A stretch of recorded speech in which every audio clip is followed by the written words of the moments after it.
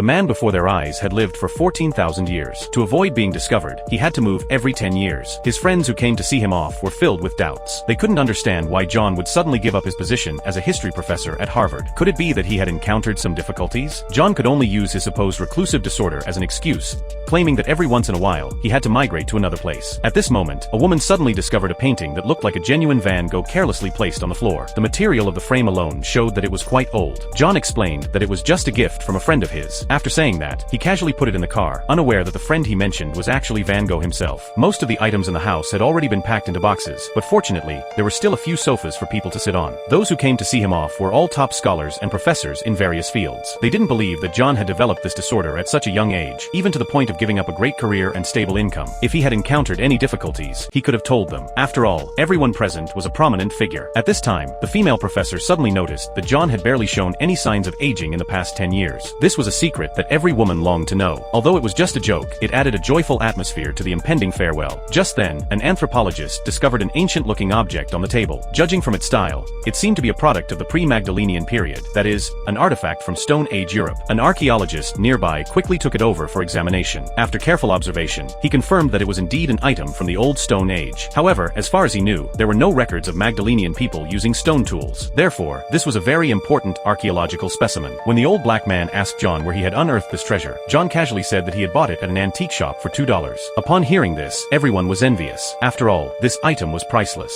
John took back the knife, but suddenly fell into silence. Seeing him look as if he wanted to say something but stopped himself, it instantly aroused everyone's curiosity. They even joked about whether he was a wanted criminal. John was a little hesitant, but the more he was like this, the more curious the others became. Finally, under everyone's constant questioning, John suddenly asked them a question in return. Suppose there was a person who had survived from the Old Stone Age to the present day. What would this person be like? Everyone thought John was joking, so they started discussing this topic. The old black man analyzed from an anatomical perspective. If this person could really live until now, then his body should not be any different from a normal person's. But the female professor didn't think so. She felt that this person might be a savage due to long-term cave dwelling. However, the old black man disagreed. Assuming this person had lived for 140 centuries and had normal intelligence and a desire for knowledge, then he would have constantly changed himself as times changed. Perhaps he didn't know much at first, but as time went by, his knowledge would become so vast as to be astonishing.